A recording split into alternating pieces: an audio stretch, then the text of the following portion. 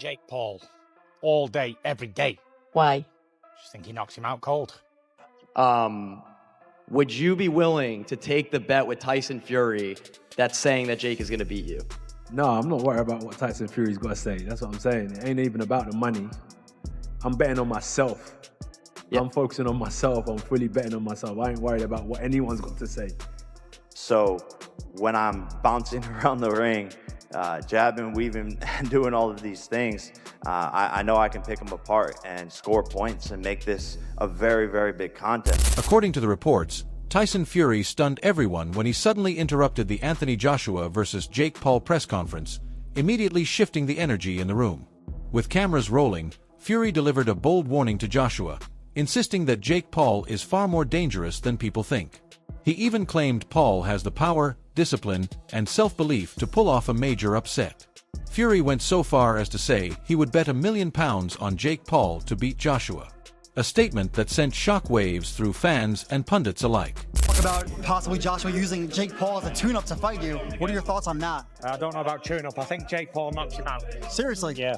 Why so? What impresses you about Jake Paul? I just think Jake Paul would knock AJ out. I think AJ's spent force, and I think Jake Paul's on the rise. And I like his new heavyweight look. A bit chubby, a bit bulky. I like how Jake Paul calls out the full spectrum from. Anthony Joshua has responded sharply to Tyson Fury's bold £1 million bet on Jake Paul knocking him out.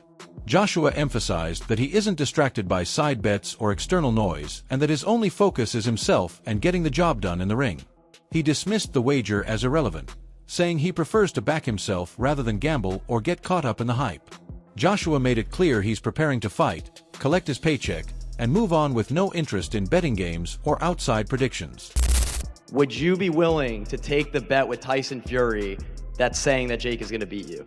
No, I'm not worried about what Tyson Fury's got to say. That's what I'm saying. It ain't even about the money. I'm betting on myself. Yep. I'm focusing on myself. I'm fully betting on myself. I ain't worried about what anyone's got to say.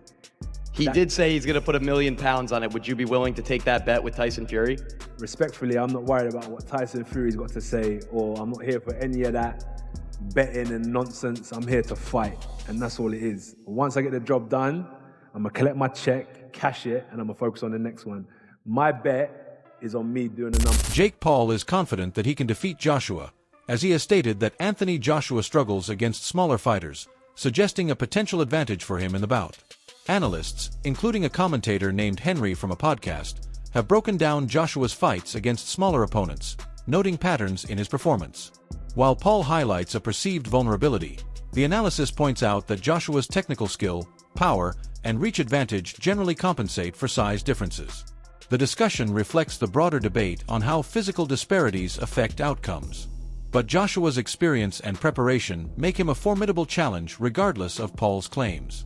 Joshua definitely doesn't struggle, and that's against guys who are of a similar stature to him. When he won his first world title against Charles Martin, he was a taller heavyweight. Not taller than AJ necessarily, but a heavyweight of taller stature, and he got that one with a very simple knockout. It was one of the easiest fights of Anthony Joshua's career. He had a war against Vladimir Klitschko, but again, he was highly competitive and eventually managed to get Klitschko out of there. In the Kubrat-Pulev fight, while it was a mixed performance, he did end up producing one of his best knockouts. Similarly against Robert Helenius, whilst AJ probably didn't put in one of his best performances again, it ended in another dramatic knockout. He was punch perfect against Otto Wallin, in my opinion, and he had that absolutely devastating knockout win against Francis Ngannou, who, of course, an absolutely enormous man with a fantastic chin, or so it seemed until Anthony Joshua got his hands on him. Even earlier on in his career against the likes of White, Brazil, and Molina, these were all taller heavyweights who AJ dealt with consummate ease. Of course, most recently he had that loss against Daniel Dubois, but we can't say that Daniel Dubois... Jake presents himself as a fearless contender, ready to take on any challenge. But beneath the bravado, it's clear he's aware of the enormous size difference he faces. He jokes about having to look up just to meet Joshua's eyes. Yet, he tries to project the same energy and confidence he shows before every major event. He wants people to believe that sheer confidence can carry him against a fighter who has held major belts and defeated top-level opponents. Jake frames the challenge as a lesson for young fighters, suggesting that stepping up against someone this formidable demonstrates courage and ambition. Anthony Joshua, how we doing? Dude, never been better. This is what I dreamed of. This is what I manifested into reality. I'm here to shock the world, inspire the next generation. We're in the Heat arena. I'm a big Heat fan. Miami's on fire. This is my first pro fight, was in Miami against Gibb. I'm bringing that same energy here. First round KO. And the Schmo interviewed you there. When you fought Gibb, it was on Fight TV. We've been with you along the way. Not very many times you're looking up at a face-off. So what did you make of looking up for one of the very first times at a face-off right here? Just looking up at Daddy there and just seeing, how big he is, and just my eyes were kind of going into his nipples and stuff, which I kind of liked. And then basically I was just like, whoa, he's big in that. And then, I can't believe how tall he is. Is this chain really on the line for the winner? I don't know if it's confirmed, but I'm down. But he has to put something up too. There has to be something in it for me. You say this is the biggest upset that's going to be in boxing history, right up there with 42-1 with Buster Douglas. Yep. What is the headline going to be when you knock this guy out and he's laying on the canvas? Matchroom CEO Frank Smith has sparked fresh controversy around the Anthony Joshua versus Jake Paul fight, warning that the event is less about sport and more about showmanship. He argued that rather than a legitimate boxing contest, the bout will be a spectacle engineered for entertainment, not a serious test of skill. Smith suggested that what fans are getting is designed to sell in shock rather than uphold boxing's competitive integrity. By framing it as serious entertainment, he cast doubt on how genuine or competitive the fight would truly be. Smith also said he remains hopeful that a Fury-Joshua showdown could happen. He referred to the bout as the biggest fight to be made, expressing optimism that by 2026, the mega clash will finally materialize.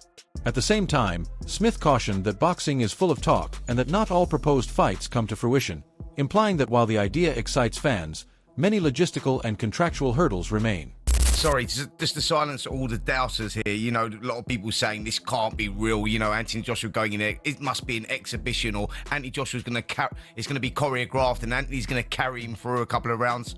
I know Anthony Joshua, just to silence all those doubters, he's going to go in there to do a job, right? It's 100% real. It's 100% real. People asking why is it 8 rounds, not 10? Because I don't think it goes past the first round. So it's, regardless, it's quite irrelevant. I think he steps across the ring and knocks him out, But we're in for a bit of fun and everyone's going to be tuning in. It might not be fun for JakePaul. I mean, it's serious entertainment, is it? Yeah, 100%. Look, I agree with you. I accept JakePaul is absolutely mental for doing this, and I don't think he quite realises. I think he's got people around him who actually are saying, Anthony Joshua's chinny. He said it in interviews. It's quite wild, but if that's the world he wants to live in, he'll find out on December 19th. And Frank, to finish with, the plan is still sometime in 2026, AJ against Tyson Fury, and Turki Al-Sheikh's working on that, is he? That's the fight we want to make. That's the fight we want to see. Look, we're all guilty of doing a lot of talking over the years and that not happening. So I don't want to talk too much, but that is definitely what we want to see in 2026. Joe Rogan thinks the matchup is wildly dangerous, calling it one of the craziest fight propositions in recent memory. He emphasizes that Joshua's size, power, and experience make him a legitimately terrifying threat for Paul, a former champion with Olympic pedigree and proven knockout ability. Rogan doubts any contractual quirks will reduce Joshua's danger, saying such measures won't neutralize his power or skill.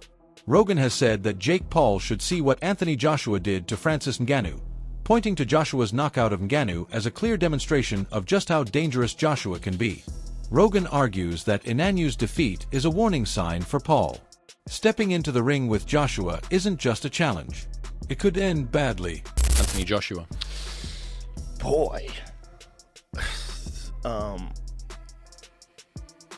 Well, realistically, it's one of the craziest propositions of all time. You take a guy who just had a boxing match that looks like a sparring match with a 58-year-old Mike Tyson, and then you're going to fight one of the absolute scariest knockout artists in the heavyweight division.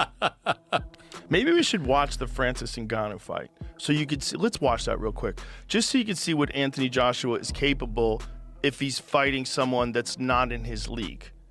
Okay, look, Usyk beat him, and he beat him twice, and Andy Ruiz caught him in the first fight and dropped him and stopped him. It was spectacular. Andy Ruiz is super fucking talented. Usyk is perhaps the greatest heavyweight boxer of all time. maybe one of the greatest of all time in any weight class, Usyk. And Usyk beat him, and he beat him twice. But Francis Ngannou is coming off of this fight with, like, go a little bit before that so we can see this happen. Watch this. Highlights, we can't watch the whole fight. So he drops him with a right hand early, and this is like 2 minutes into the first round. And Francis gets up, he survives, and then Joshua, check out this combination he hits him with. I mean, dude, the speed that he hits him with this, he's so dangerous, man.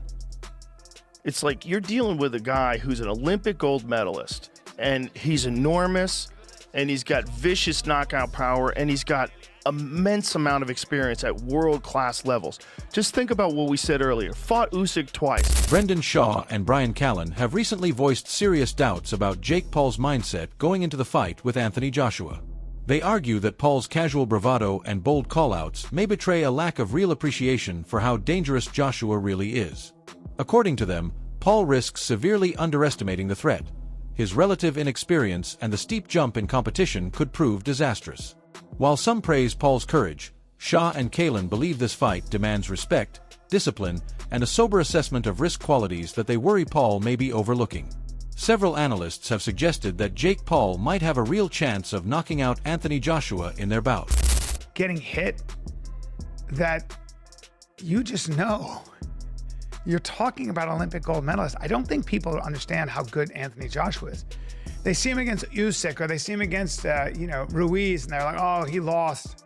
And they think somehow that because he's nice, that he's not an absolute killer. I don't think everyone life. knows that, B. A lot of people are like, You're hanging out with the wrong people then.